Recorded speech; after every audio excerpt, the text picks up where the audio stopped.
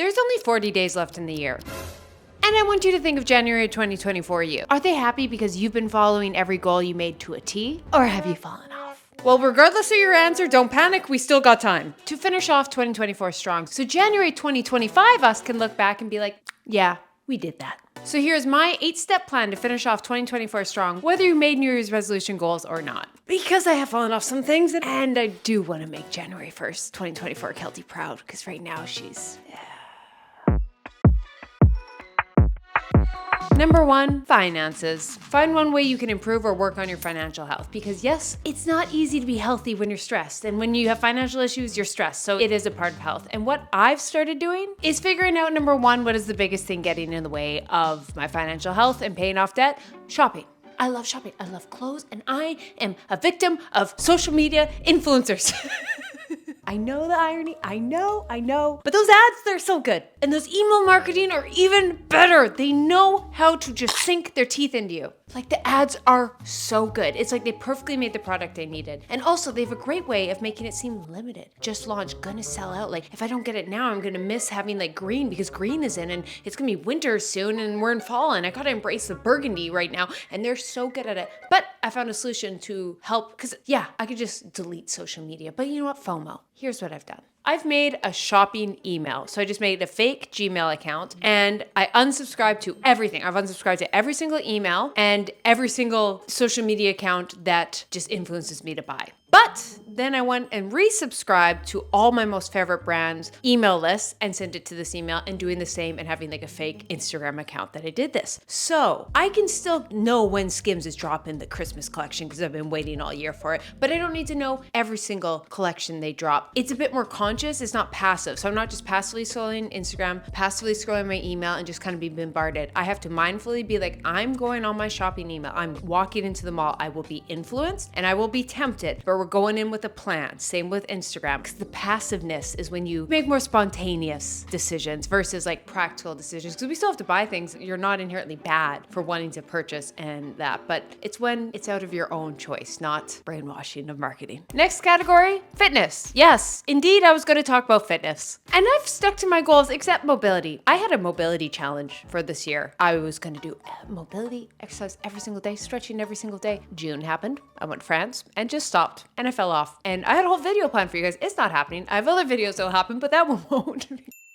So here's how I'm jumping back on. I did my 30-day yoga challenge. Now, yoga isn't the most ideal way to work on your mobility and stretching, but it's very passive. It's very easy. I could just do a 1-minute flow. I could go sign up for a class that forced me to do it. I could do lower impact, I could do higher impact. And also, I'm not a pro yogi, so I could just go look at other people, like go to yoga class and have the instructor think of it. So I'm not thinking of how to do all these things. And I could kind of just turn my mind off and go on autopilot. I was like, I'm gonna do this for 30 days and make a place I can check these off, get that satisfaction. And that just got me back into the habit of stretching, mobility, and why I enjoy it and why it's so important. So is it the most optimal thing? No, but did it help rebuild that habit? Yes. So your fitness goals, say you have running, just start with walks. Get walking back in your routine so you have that time in the day. And then eventually after a little bit, change one of those walks to a run. Weightlifting, just go to the gym and stretch, or just use the sauna and then start lifting some weights, or just say, I'm only going to do 10 push-ups at the gym. Start small in something in the same category, rebuild the habit, and then go harder. Or at least you have the habit built for January 1st, and you can just easily insert it.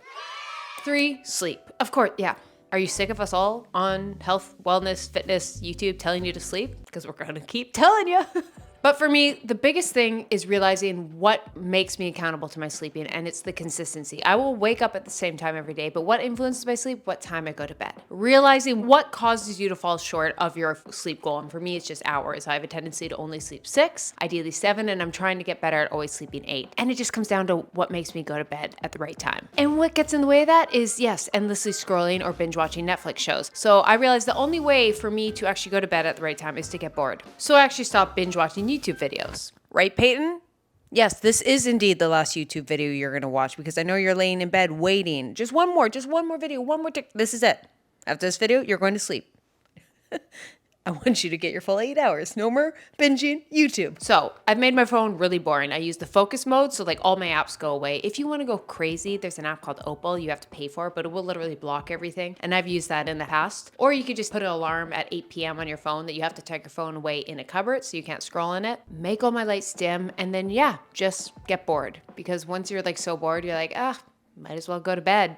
Fourth area in your routine to add a little tweak to: hygiene. Now, there's a lot. We could do hair, skin, and all this, but this is one thing I'm trying to get better at, and it's cost-efficient way to improve your skin quality. It's wash your pillow. Now, I'm not disgusting. Like, I wash my pillowcase and that, but I'm not as consistent. And as soon as I go 2, 3, 4 weeks without washing a pillow, I've been there. I'm sorry, I'm being honest. Yes, my skin breaks out. Instead of buying this new product and doing this and completely changing up my skincare routine, every Friday, pillowcase goes into the washing machine and I have an alarm set on my phone. And that does a lot. Fifth, social. Now, I think the best thing is like, what can you do with your friends that gets you to do the things you want to be doing and like adds to your life, not just take away, not just going out, not just going drinking. And what can you just like spice it up and make a little routine and something that also feels accomplishment with your friends? And for us, we started a fall bucket list. Me and my friend did a shared note for fall, and then we just added all the fall things we wanted to do. Go to pumpkin patch, pumpkin carving, go to a cute new coffee shop, or come Christmas season, go to a Christmas market, having a pre-ski moment, dress up in fuzzy coats and go take an Instagram photo. And then just decide a time of the week that will be that. Like me and my friends just have a decision that every like Monday, Tuesday, we say, are we hanging out Saturday or Sunday? We're gonna work on this, and just start having that routine that kind of forces you guys to do it weekly. And then it's just something new and that you can look forward to, and always adapt on the weather. Like for example, this week we were supposed to go to the pumpkin patch and it rained. So we said, insert coffee shop. Number 5, nutrition. I was blessed enough to go get blood work done, or maybe just do an audit on yourself of just the nutrition you've been having lately, or see, what it is going into the winter months. Vitamin D, even though that is hard to get from food, but you can supplement it, is finding where you're deficient in and find new ways to incorporate it that's fun in season. I know this sounds so cheesy, but for me, omega-3s, my omega-3s have been lacking. So yes, I've been supplementing it, but I'm also just trying to find fun recipes. Instead of being like, oh, I'm so deficient in omega-3s, I'm gonna die. I'm just like, oh, omega-3s, fish. I'm gonna make a lot of yummy things with salmon. And so just trying new recipes with the thing that you're a little bit deficient in, and just make that your goal for the next month leading into it. And I think the more you can kind of have an abundance thing of like nourishing your body with nutrition, that's such a good way, just for me, even mentally, incorporating fun new ways to have nutrition. So yeah, it could be omega-3s, have some salmon. Vitamin C, have some mandarin oranges are so in Christmas. So do things like that, add into it. If protein isn't your thing, maybe in a crock pot, just things like that. And most importantly, instead of like focusing on what like everyone else is doing, it's really good in nutrition to focus on what you need. For me, those are omega-3s. And that's why I supplement it and have recipes that incorporate it. But you might need to work a bit more on protein, vitamin D, or electrolytes, which I won't lie, I don't have to wear my electrolytes. I got my blood tested and they were optimal. Why were they optimal? Because of Element, which is a sponsor of today's video, and the electrolyte drink I've been drinking for multiple years now, which I love because of its science-based ratio of 1,000 milligrams sodium, 200 milligrams of potassium, and 60 milligrams of magnesium. First of all, it tastes delicious. The cocoa flavor, guys, I know it sounds weird, but once you've had it, it's just like, if you like salted chocolate things, it's so good. So I make it like a little hot cocoa, and it's such a fun thing I look forward to. I'll have it before or after my workout, typically the hot one, and it's just like, oh, so fun. If not, I also love the citrus and grapefruit, which I put in my drink during a workout, and they even have carbonated ones. Oh my God, it's amazing. And it helps with reducing cramps, that energy dip in the middle of the day. And if you're someone who's doing a lot of sweating, working out, I would definitely look into considering electrolytes, because if you're sweating a lot, you're not just sweating out water, you're also sweating out electrolytes. And so that's why it's so important to have electrolyte supplement routine if you're very active. And I love Element because you just pop it in your purse, have it on the go, have a couple in your gym bag, and they just taste delicious. And of course, I'm not going to tell you about Element and not give you a deal. If you go to drinkelement.com/Keltie, you will get one of their sample packets with your purchase, which is a great way to try all 8 flavors or share with a salty friend. Once again, that's drinkelement.com/Keltie. Thank you, Element, for sponsoring this video. 7th part in the routine that I'm just incorporating a little, just a like fun little nugget to kind of get myself reset leading into the new year is spiritual. I'm not going to convince you to go in a cult. I'm not going to influence you to have religion. Just hear me out. Thank you, Siri. Why did Siri just tell me the temperature? That's really frightening. I'm scared. I live alone. And I just talked about spirit. Okay, guys, that's spooky. Either way, I just mean it can be different for you. It can be religion, church, but it can also just be community and purpose. And I think etching out a time in your week that you just have something, whatever spirituality, greater purpose, community means to you. For me, Sunday is just naturally works best. I'm not going out on Sundays. It's, kind of end of the week. I can reflect on it. At one point, I did go to church when I was younger, so it's just kind of naturally built into my routine and how I think of it. And just like etching out some time in that Sunday to just like think of the greater picture. For me, the best thing is to like listen to this podcast about something, but also just go and look at the ocean. I think like every time I look at the ocean, it helps me mentally, but spiritually, just like think of my part in the world and also realize my problems are so small. Look how big the ocean is. And if you don't live near a body of water, you can look up to the sky. You can go into the forest or trees or whatever, just, big bodies of nature. And it doesn't have to be a full day. It can just be 5 minutes. It can be part of your routine, but just adding that little bit, I think is so important because it just lets you see a whole of your healthy habits. It makes you look like, oh no, I did get some omega-3s. I did move my body every day. I think we're so bad at just like nitpicking little details and feel we're failing. But as soon as I can kind of look at the big picture, I'm like, oh, what's things bigger than myself? Like helping out in my community, or what is ways, I am actually doing great, or what, I haven't been doing enough self-care and I'm really running myself empty and I need to put up boundaries. Or it's like, I haven't called my mom. Maybe I'm gonna spend this minute to call my mom. But if you can start a little part of your routine for whatever you want to call it, spirituality, purpose, community, just that little bucket, I think is really important. And,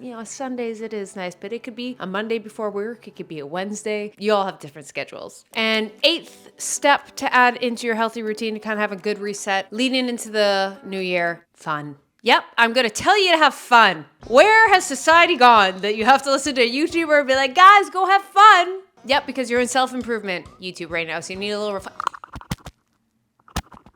Hello. You? Snap out of it. Snap out of it. Literally, like, what's the point of living if it ain't fun? Okay, be healthy, but if you're miserable the whole time, that sounds miserable. And I don't think we schedule fun things, playful things, joyful things into our weekly routine and incorporate. And it's such a good thing for your mental health and even physical health of just releasing stress and all that. You cannot be miserable when you're laughing. You can't, like physically, you just like can't, regardless of the situation. That's why we like use humor as a coping mechanism. If you're laughing, it's not that deep and it's not that hard. So schedule in something a little fun. So I'm thinking of little things I can add into my routine that are fun. Obviously I can go to like fitness class with my friends. I can watch comedy. I've really been enjoying scrapbooking. How did I get to this point? But I've been enjoying scrapbooking, and it's just a nice little fun thing to do in the evenings when I'm by myself. If I can't go out with friends, I can listen to music. I've been taking up singing as a hobby. And just like things that just bring pure joy, which ironically, as much as you should just be doing it for the fun of it, you should just be doing it for pure fun. You should not be doing it to be productive. It is ironically really productive because when you're doing things like that, it's such a good form of recovery. So physically, it's actually really good for you. But don't do it because it defeats the purpose. So don't go into there, you type A's and be like, look at me scrapbooking. I'm, having so much fun. But deep down, you're like, I'm a recovering queen. Look at my Whoop score. Just have fun. So type A to another type A. Just want to remind you. Type B's over here. Be like, oh, have fun? Okay, sign me up. Yeah, I got it. Fun is fun. I'm not looking too much into it. Fun is fun. You tried to make it about recovery? Odd. But anyways, those are my little 8 areas of my routine that I'm just trying to do little tweaks to go into the new year. You obviously don't have to do those specifically, but hopefully they gave you just some fun ways of how to incorporate little routines or little things that you just wanted to do. And you still got time. If you don't finish your goals in this year, I think what's the saying? We underestimate what we can do in 5 years, but overestimate what we can do in a year. We all have a tendency of that. So maybe your goals are actually 5-year goals. They weren't a year goal. Just remember that. Don't be guilty. But the best thing you can do right now, if you've fallen off, even if you can't accomplish that goal, just try and build the habit of it. So come January 1st, you can just like autopilot, plug it in. Like if you're trying to be stretching, I just have the routine. I'm not gonna have those goals, but I can just autopilot and go hard into it until probably June of next year I fall off. Because that's the cycle of life as long as you jump back onto it. But I'd love to know any tips you guys have, or let me know in those 8 areas what little things you're incorporating. And most importantly, have a great day. Go pet a dog. Love you guys. Bye.